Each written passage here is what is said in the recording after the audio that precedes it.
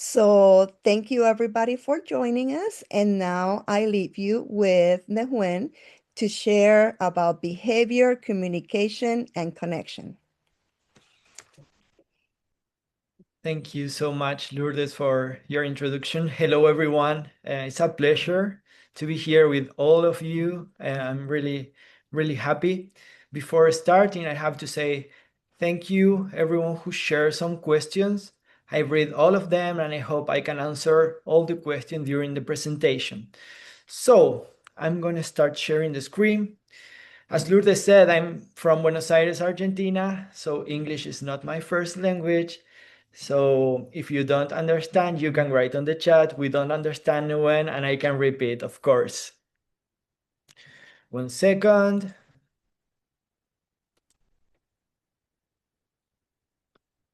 So today we are going to talk about behavior as communication. And before starting, I have to say, I don't consider myself an expert on this field. I consider myself a teacher who work with students, who work with families. I'm here to share with all of you my experience, the good ones and the bad ones, because I think the bad ones are where I really, really learn. And I think we don't have a magic recipe to work on behavior. I think it's a process, a long process, sometimes could be hard and difficult, but at the end we can success. So I hope you can find useful this webinar, and we are gonna start. So every time when I talk with a professional or some families about what do you understand by challenging behaviors, and even I think myself when I start working at the classrooms, that was my picture. I don't know what's wrong with him. He doesn't want to work. He doesn't like the activity. He always behaves badly. He disorganized everything. He has challenging behavior. And what we really do is putting on the middle as the main problem our student or our children. And that's not really good, because what we see always is the person who cries, who is aggressive with himself or with others, the person who never wants to do anything. But what we should ask or what we should see is what is triggering the behavior. Because I think strongly that when we talk about behaviors or challenging behaviors, it's not about what the person is doing. It's about what is happening around the person. So if we can change that point of view, and that is my goal today, we are going to be able to see this. Yes, multiple triggers in different environments, multiple barriers around that person. Could be something sensorial, something in the routine, clutter, barriers on the communication, that we are going to talk about that. Maybe we label the person that he or her has challenging behavior and we don't even have a relationship with that person. And I'm going to quote Tim Harshon many times here. And I'm going to say that intervention involves changing social system, not just individual. So if we pretend our student to change, we all must change. The whole group of people around our student or our children must change. And understanding this, I would like to share this definition of challenging behavior. Challenging behavior is defined as any repeated pattern of behavior that interfere with or is a risk of interfering with the child's optimal learning or engagement in pro-social interactions with peers and adults. So, and I think that's happened to me when I started working in the classroom, and maybe it's happened to many families and many professionals. that we used to think that challenging behavior is that person who challenged us. No, because he makes this to me and he doesn't want to work because he doesn't like me. And I think challenging behavior is not what challenged us, but what challenged that person. Yes? And what challenged that person to participate in learning activities, or what challenged the person to establish social interactions with others, because that's key for everyone. If we can't learn, if we can't participate to different activities, or if we don't have the tools to establish social interaction with others, that is really challenging. Yes? So in this first part of the webinar, I would like that if you had another point of view, or if you thought that challenging behavior is that child challenging us, I ask you, please change your mind, because it's not what challenged us, it's what challenged that person. So if we change our point of view, we can get this. Our student may still have the behaviors, because we have to find what's going on, but our behavior could change. Yes, saying it's very different if we say he doesn't like to work, I'm gonna label him as the student with challenging behavior. Or if I say, I know that something is going on, I understand, I'm here to help you, so let's see what's happened. Different points of view. Yes? So please do not label the person, because when we label the person, we are like putting them into a box. So it's very important, don't label the person and try to understand what is happening, what is triggering the behavior. So to start triggering the behavior, I think it's very important, coming from the field of education, trying to identify or discard the clinical factors. Because when we all feel bad, even when we have the words to express, at some point, we also communicate through the behavior. When I feel bad, when I feel sick, I don't want to talk with others. I don't want to go to work. I don't want to have social interaction with others. I don't have, and not because of that, I have challenging behaviors. Yes, I'm just sick. But the difference is that I have the word to say, I feel sick. Our students or our children, sometimes they don't have the tools, they don't have other tools, just behavior, to communicate how are they feeling. Yes, so it's very important. Families, educators work with the clinical part, trying to identify or discard clinical factors. When we talk about challenging behaviors, I always like to share these 4 triggers of the behavior. The first one could be sensorial. Sean hits his head because of the loud music, or if in the room there are too much light, maybe could trigger the behavior. Tangible, Sean wants an object or a person that stimulates him, and with that object or without that object, he may work or not. Attentional, Sean starting biting his hand because the teacher is working with another student, so John tried to call the attention, but here I have to stop. Last church conference, I heard a presentation of Schulzmeier, that I think she's here, where, if I'm not wrong, she was talking that in this trigger, when the student is trying to call the attention, maybe our student is trying to connect with us. And when I heard what she was saying, I was like, she's right. It's that student biting his hand. This might be a student trying to connect with us. So I think that is very important. And what we have to do is trying to shape that way. First, we have to validate the intention of communication. And then we can try to shape the way of communication, trying to say, John, I understand, but we can communicate this in this way. And the last trigger is the escape. Sean starts screaming every time he has physical therapy. Yes?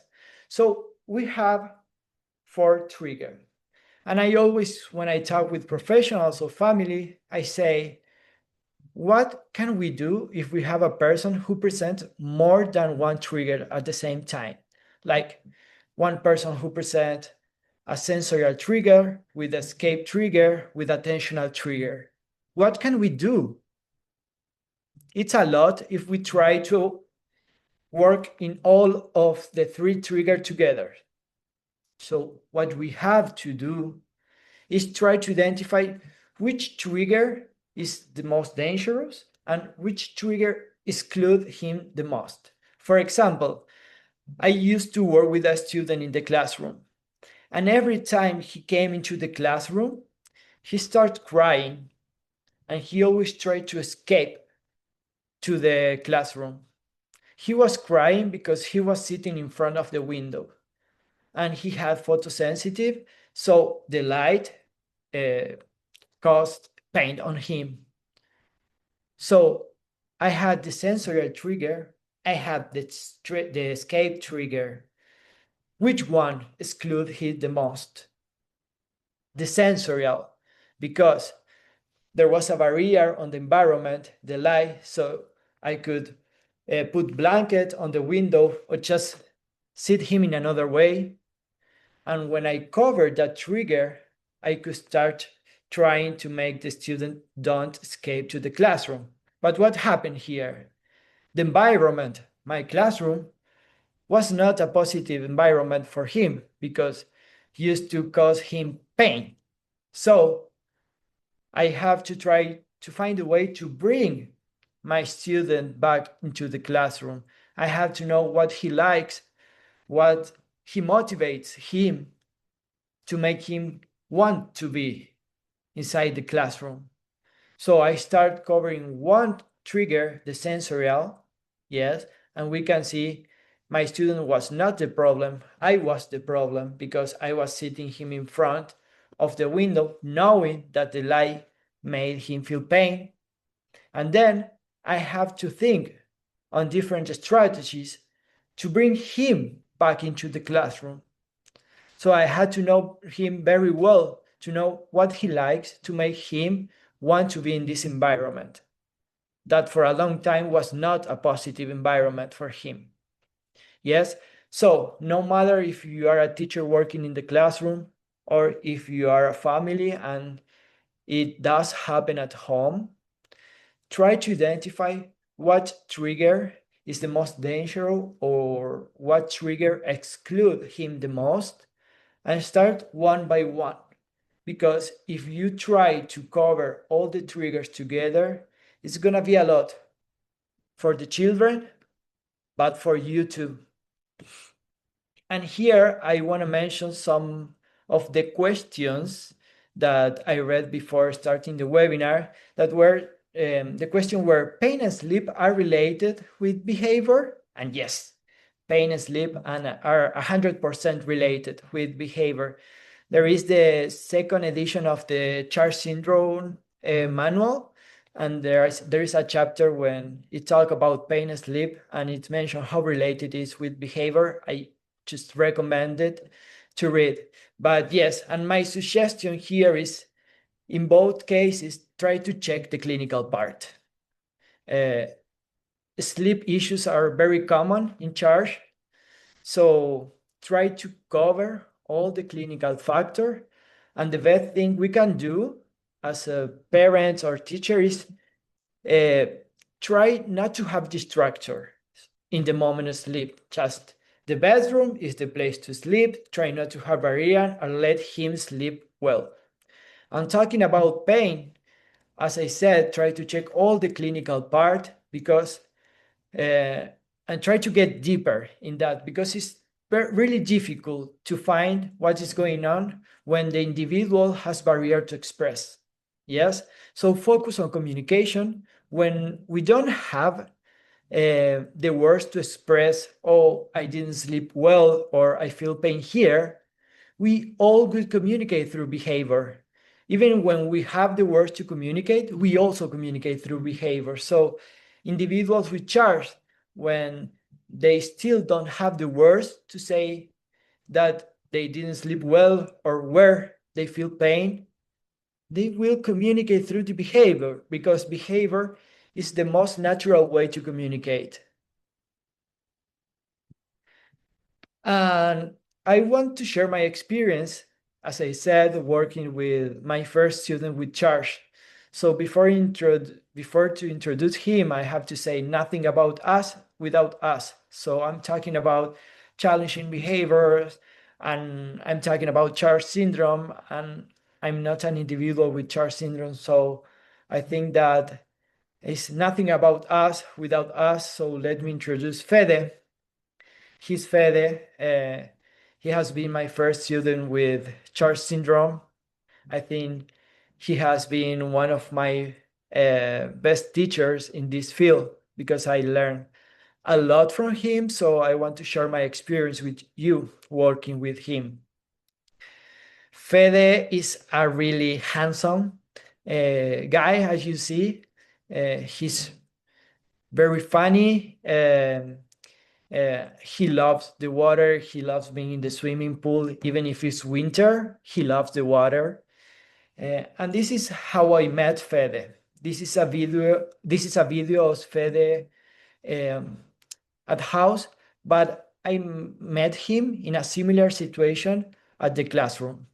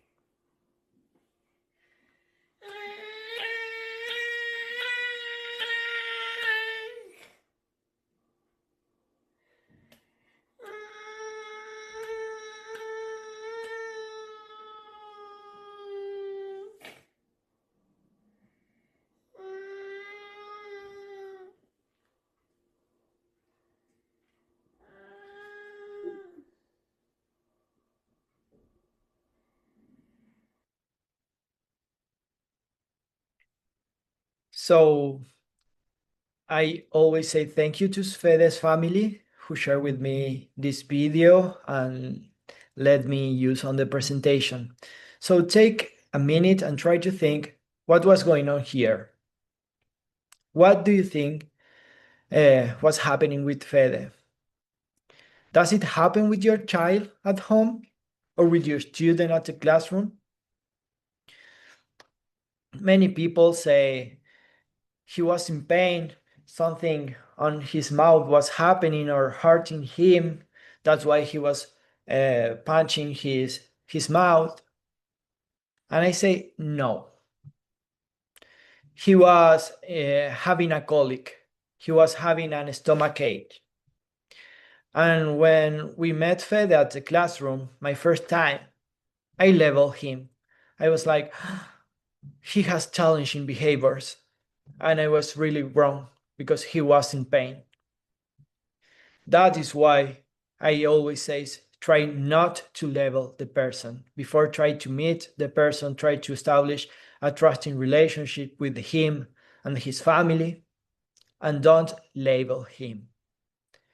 Because we could think he was having challenging behavior, because when it happened at the classroom, he started throwing the books, the material to work, and we all thought he was having challenging behavior while he was in so much pain.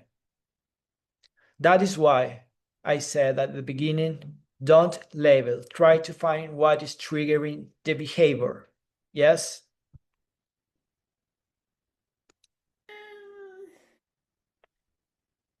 Take another minute and try to see or to understand what's going on the screen. We have three faces. One is trying to express that uncomfortable.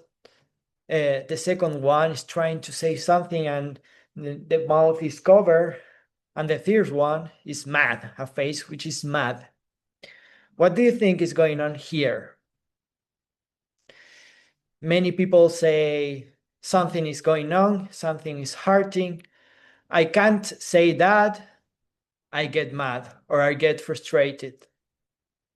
And I always say yes, could be, but also could be something is going on. I have to express something. I express what's going on, but the environment don't under that sorry, the environment do not understand me, so I get frustrated. Even as I said at the beginning, English is not my first language. So the first time I went to the US, I met some friends. And the first time we went to a bar, I had to listen to them speaking all together with the loud music. I didn't understand nothing.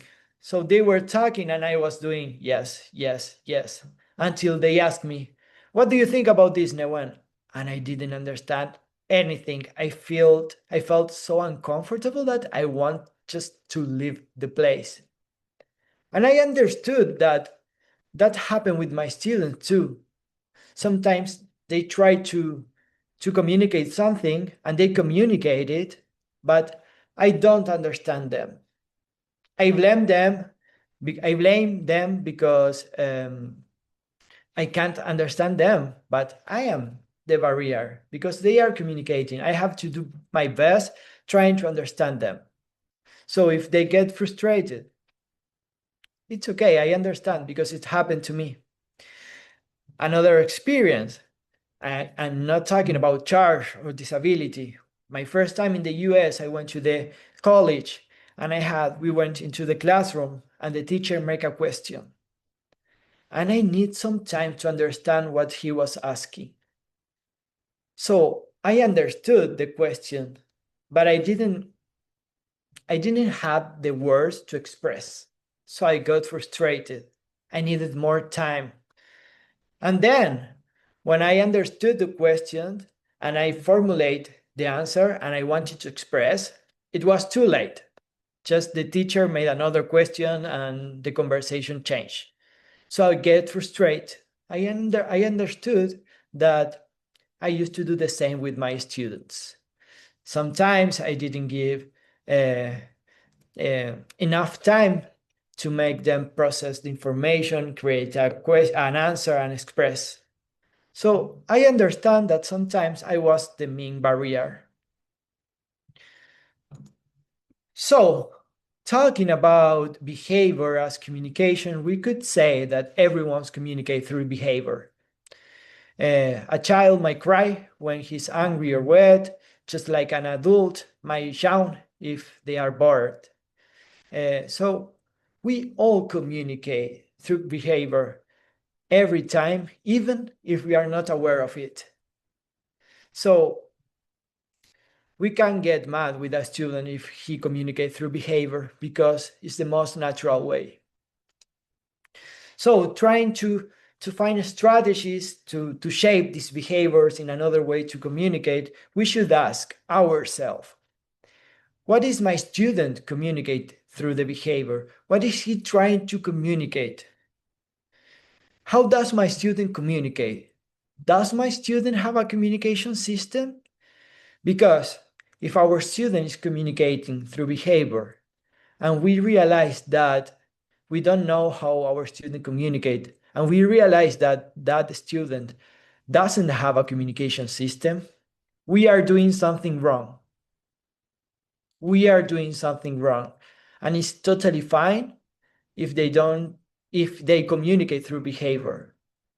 And then I would like to ask myself, do we respect the choices of our student? We are going to talk about choices in one moment. So we have to ask ourselves these questions because, quoting Tim Harshon, our task must to be understand the message behind the behavior. There is always a message behind the behavior, and our responsibility is try to understand that message. And to do that, it's very important that family, educators, the environment, the clinical part, working all together, not separate, all together. For example, if Fede's family would not share this video with me, I would label Fede as he has challenging behavior. But then Fede's family told me that he wasn't having challenging behavior, that he was having a colic, and they were working with the doctors trying to find a diet to Fede to calm down the pain. So that was the best example of how family work together, how the family share with me the clinical part, and from that I could start trying to shape the way of Fede, how he communicates he's in pain. Yes, so I got the video. Fede's family shared with me all the clinical part, so I understood that he was not having challenging behavior. I understood that I was wrong labeling him. So I understand that now I have to help Fede to communicate when he's in pain. So our first strategy was to give him this. Dolor means pain in Spanish.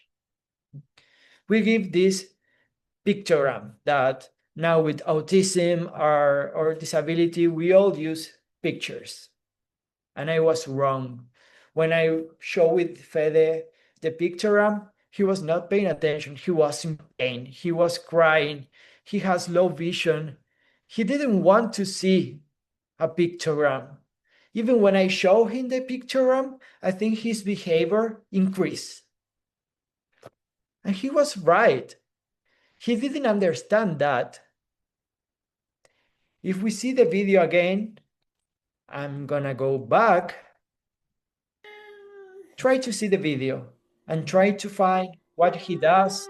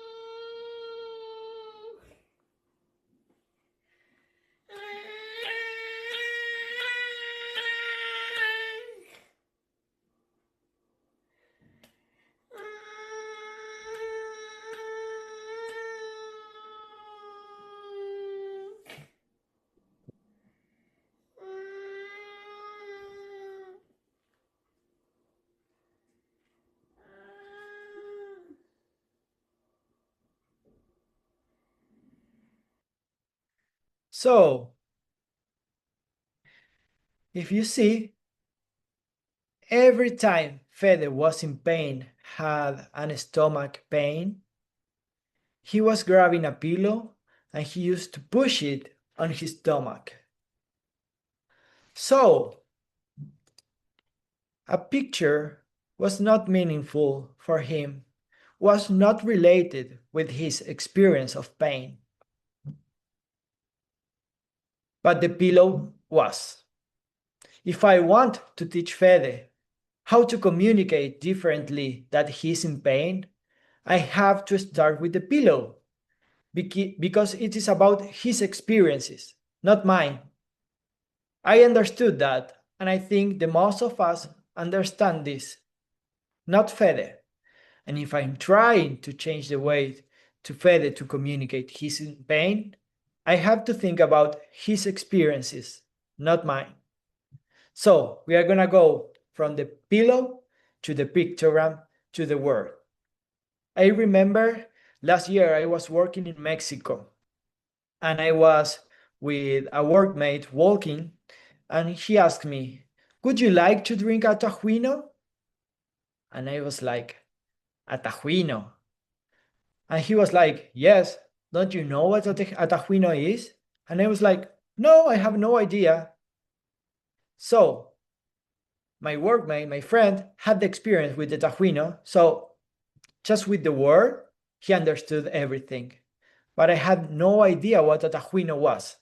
It was a drink made with corn, ice cream, ice. It was not really good. But before trying the tajuino, I told him I need to understand what a tajuino is. So he showed me a picture. And I was like, no, that's not meaningful for me. I need to see how the tajuino is made. So he took me to the market. He showed me how the tajuino was made. I tried the tajuino. I didn't like the tajuino. So I create the concept. When he said tajuino and I didn't have the experience, I didn't feel safe. I didn't feel sure if I wanted that or no. But for him was very clear because he was thinking about his experiences, not mine. So I also needed to go from the most real object to the most abstract way to communicate. Now that I know what a tajuino is, I know how the tajuino is made, I try the tajuino, I see the tajuino, now I can see a picture and understand, or I can see the word and understand what it does. But I need to have the real experience. And it's happened to all of us. So, in this case, give Fede the pillow. And I didn't have a pillow on the classroom. And the next time, after Fede's family shared with me the video, I brought a pillow from home. And of course, the behavior was still there because there was something clinical going on. So, once I put the pillow into the classroom, he took the pillow, being in pain.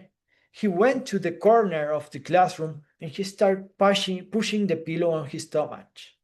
So the behavior was still there, but the level of aggression decreased a lot.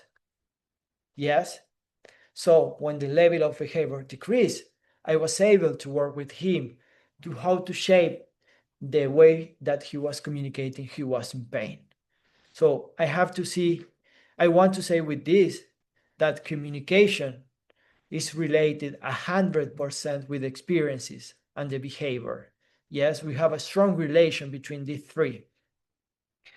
And I read some questions thinking about how we communicate besides ASL or the word, and I would like to show this. Uh, I think this is the real process to create a concept or a new object or activity that our child or student have to do. So, as I said with the tajuino, I had to start with the real object. Then, when I understood what a tajuino was, I could understand and see a picture. Then I can understand the word if I see the word writing. So we can go from the more real and the more abstract way to communicate. But if we are talking about an activity like eat or play, I always recommend start with the real object, explore together all the process. Yes, if you are a parent or if you are a teacher, try to explore together the different symbols that we are going to use through the process. So along the process, we must do the sign or say the word related with the object, image, or text. Yes. So I'm going to take this. I have the beard. This is a beard. We are going to touch the beard. I'm going to say the word. This is a beard. We are going to explore together the beer. I'm going to teach you the word, the sign of beer. Then we can see a toy, like this is not a real beer, of course. So now this is a toy. We can explore this, try to understand the name, the sign, everything. So from that, we can see a picture now, because now we have the experiences. And if the person is blind or hard of vision, we have a partial object of the activity or the play or the toy. Yes, then we can add the word, and then we can take out the symbol or just let the word. Yes, this is how we create the concept, the experience, and we go from the more real to the most abstract way to communicate. I also like to talk about communication, like dynamic communication and static communication. When we talk about dynamic communication, we are talking about the word, the sign, the spelling words, yes, and it provides spontaneity just in the moment. We say it and then it disappears as soon as we produce them. And on the other hand, we have the static communication.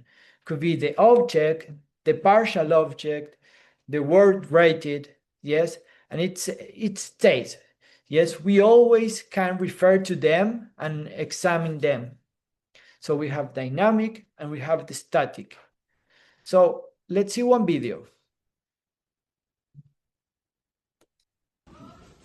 Que, que, pero que comí, Sí. que comí. Era como tenía papa, tenía papa con carne, Como con pollo, ¿no? sí, como pollo. Qué rico. Y escúchame, Luchi, ¿en qué momento? ¿Eh? ¿Cuándo comiste eso? Bueno, estuve con Alejandra. Con Ale, muy bien, pero en la merienda, en la cena, ¿cuándo? No era cena, es a la minoría Ah, al mediodía, muy bien. En el almuerzo, ¿no? de la almuerzo. Muy bien. ¿Y de postre? El postre de gelatina. Qué rico. Postre I really love this video because through her calendar system, she was having a conversation with her teacher, sorry. With the static communication, I mean the symbols, she felt safe and sure. She has low vision, but she was like watching and touching her symbols. And with the dynamic communication, the words, she was having a conversation with her teacher. So we don't have to use the dynamic communication or the static communication.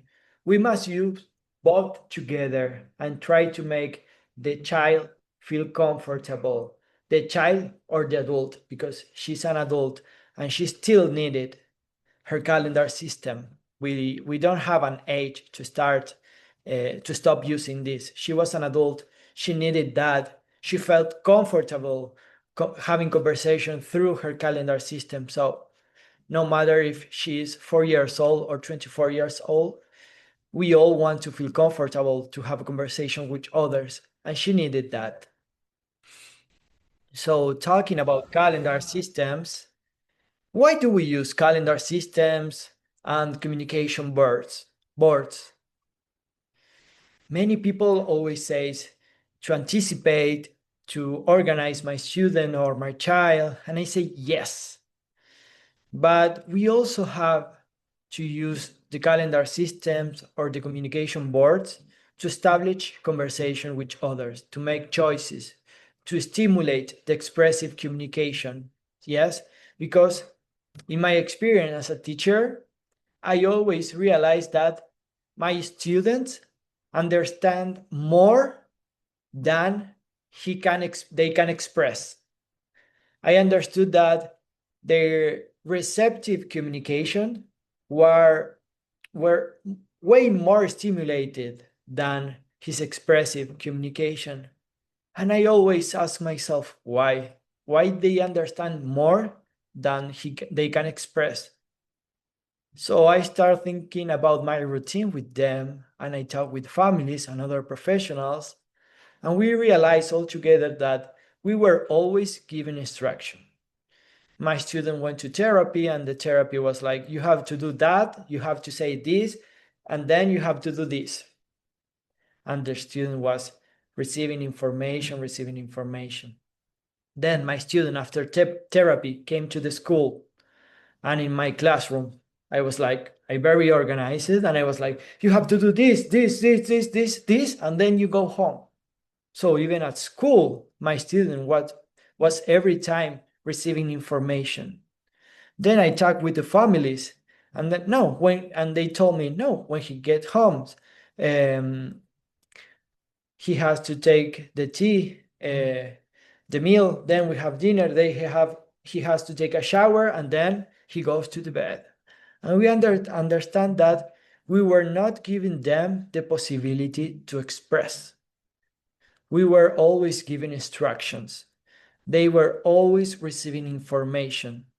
They didn't have during the whole day the possibility to express, to say how they feel, to say what they want to do. And it does have an impact on the behavior.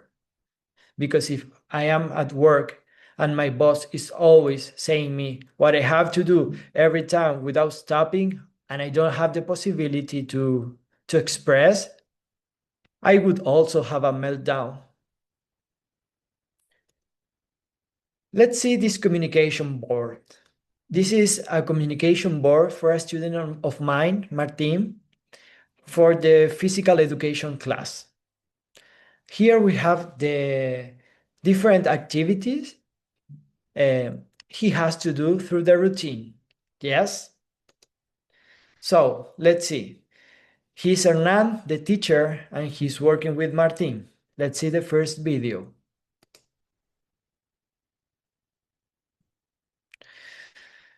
So Martin point an activity.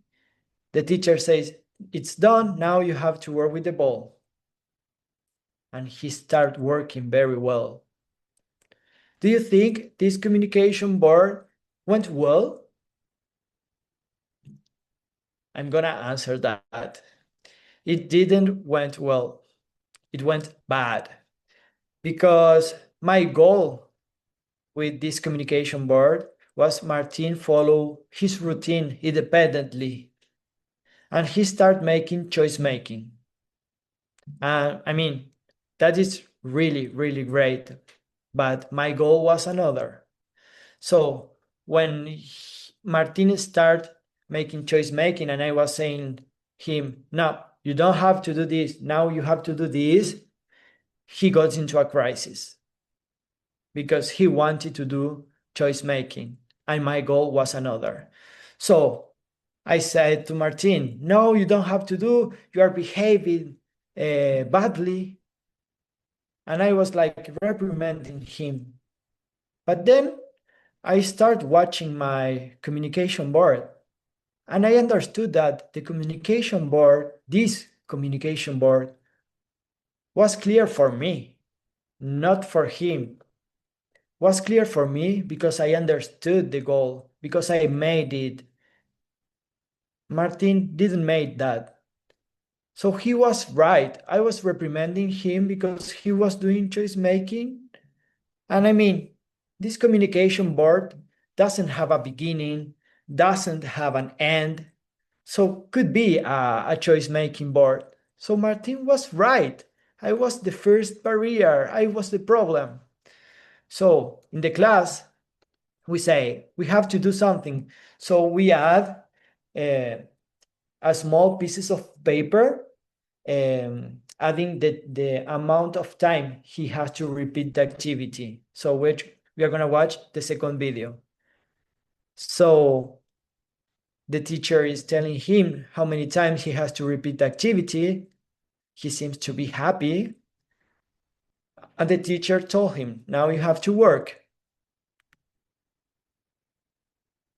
This support work for 5 minutes. after that, he understood that it was the same communication board.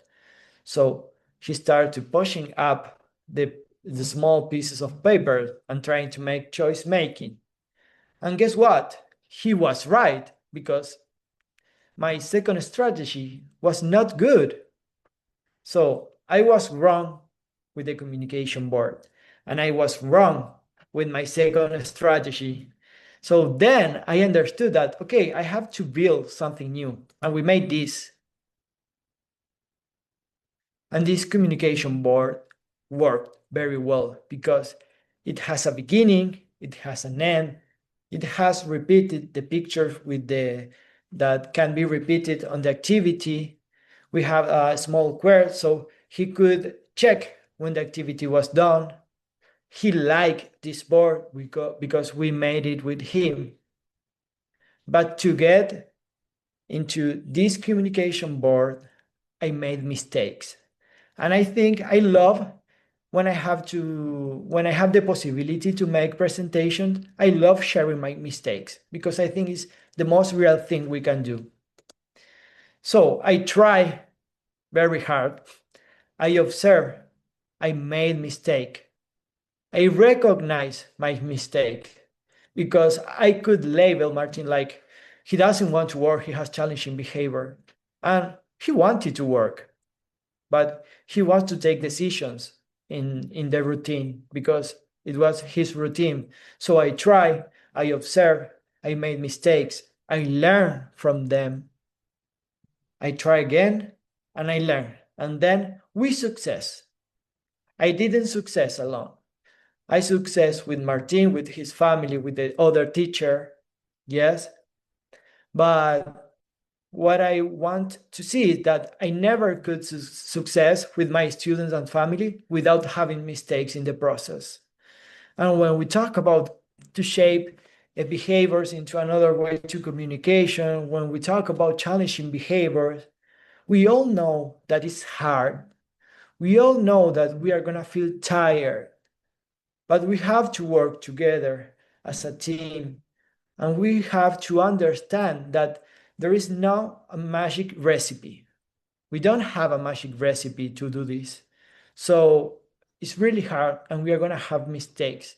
And it is okay because if we are having mistakes, it means that we are in movement. The problem is that we are no one teaches us that having mistake is okay. So we have a bad concept of what a mistake is. Yes.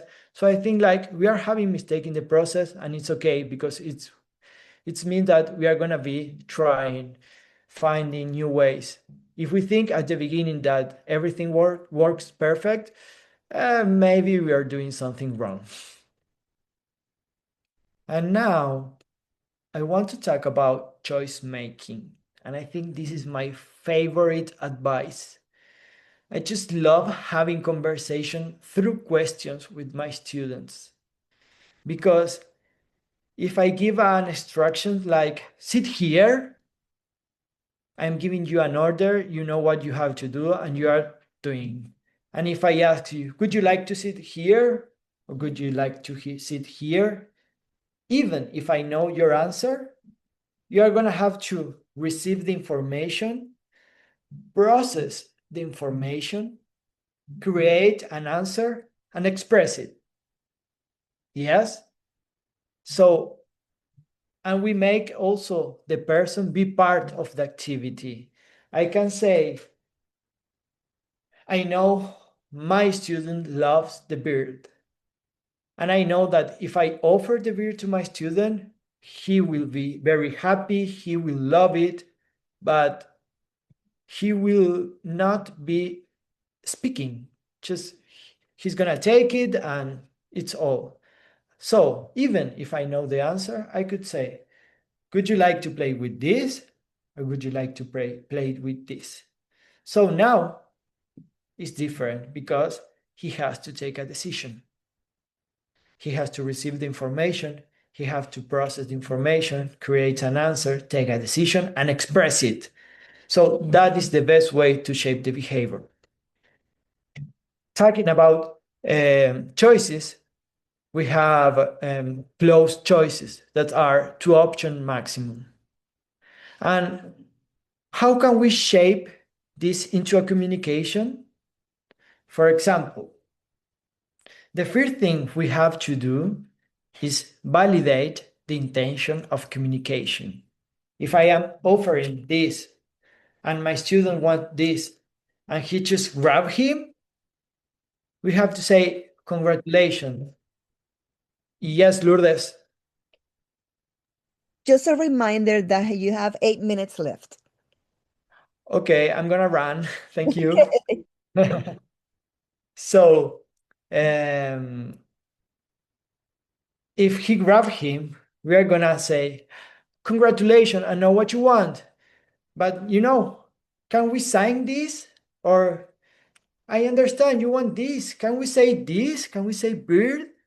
So go from the pointing to the sign to say the word, yes. So through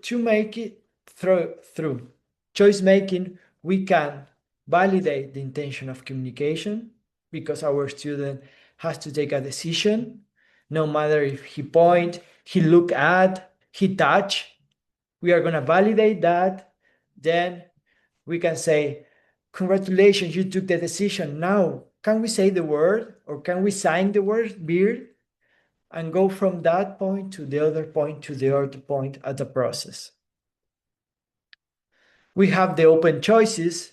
The difference is that we have to make sure that if we offer many options, our student or our child will not make confused. Yes, but using this strategy with my students, like stop giving instruction and asking more, many behaviors change it because they felt like, okay, I'm part of this activity. I independently, I have the possibility to say what I want. And when we talk about behavior, I think prevention is the best intervention. Yes, our work as a professionals or as parents or families is to prevent the behaviors. So we must be able to recognize the signs of aggression to prevent challenging behaviors from happening or escalating. And I always relate the situation with a traffic light. When our student is on green, everything is good. When the student is on yellow, something is communicating, something is happening. And there on yellow is when we have to work. Because on red, we have the meltdown.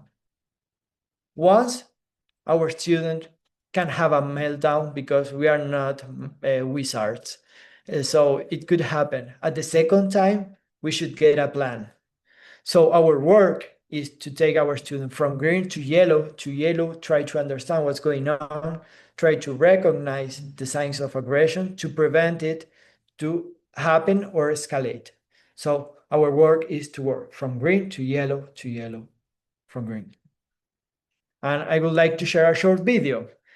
This is in a university. He's a teacher, and I want to see how he reacts. We were doing an activity, he was blindfolded, and I was playing with toys that I was going to give him a vaccine.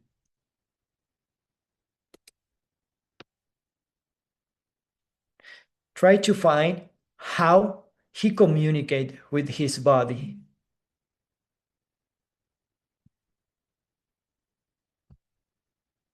We are going to watch the video again.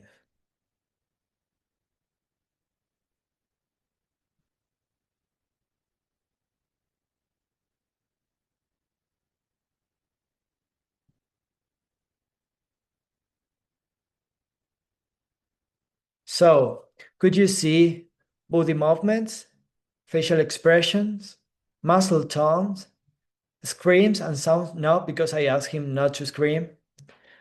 We must use these signs to be prepared and anticipate those behaviors. Okay? This is really important because if I was giving him a real vaccine, I'm sure he would punch me. Okay? So we must recognize the signs of aggression to prepare, and anticipation is really important. So we talk about communication to shape the behaviors. Our intervention should be the education. So if we say, don't do this or don't say that, we must teach them new ways to say it or to do it. Other ways, we would be putting limits, and we have to educate. Okay, so if we say don't do this and don't say that, we have to find new ways to do it or to say it. So I think that our strategies or the support we build, calendar system, communication board, I think it doesn't have to be perfect. It has to be functional. And also, it's not something that we have to give our student or our child. It's something that we have to build with them. Build with them, with the student and his family, to use at school, but also at the family, at home with the family. Yes, but it doesn't have to be perfect. It has to be functional and comfortable for the students. So where to start? Now we are closing this presentation, and I'm gonna ask where to start. By getting to know the person and his family and building a trusting relationship with them. Because if we don't have a trusting relationship with the student, we are going to label them because we don't know them. If we don't have a trusting relationship with the family, they will not share with us very important information. So the best place to start is by getting to know them and building a trusting relationship. So we can go from this as we start the presentation to this, the real experience and the success where families, school professionals all together could success. So thank you very much, and I hope you found it useful. Thank you so much, Newin. And like they say, time goes by quickly when you're having fun. We had a lot of fun and we already got to the maximum of our time, but we have a couple of questions. So I wanted to just see if we could go over them very quickly for you. Newin, we have one parent is asking, how can the adults adjust their way of communicating when they know that their response is intensifying the behavior? Well, I think the first thing is recognize it. So if you recognize that your answer is your way to communicate is increasing the behavior, good for you that you can recognize because it's not easy. So then you can try to see what you are doing. I don't know what you're doing, but try to see if just you are just communicating through words, if you need symbols, if you are in contact with the person or not. I know how you communicate, so it's very difficult to give you an answer. Uh, but I think that trying to add symbols, try to be clear, like the dynamic or static communication, because maybe that person is not understanding what's going on. But I think the most important thing is trying to recognize it and try to see happening now that I know that I have to change the way to communicate. Perfect. Perfect. We have another question.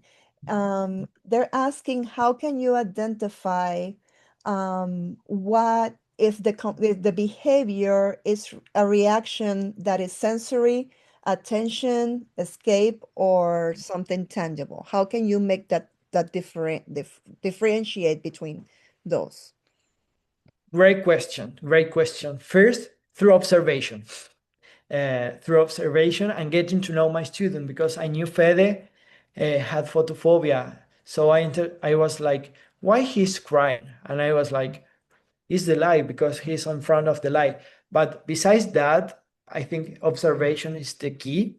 Then I can share with you assessment to find like with questions to find which ones are the triggers that are the most important. But I think through observation is the most important because you are going to find many barriers through observation, that maybe we put the barriers. Right. We have one more question. It's very specific. Have you worked with a child with a diagnosis of pathological demand avoidance? I I don't know, don't understand the name in English. Diagnosis? Debe de ser, it has to be eh, um,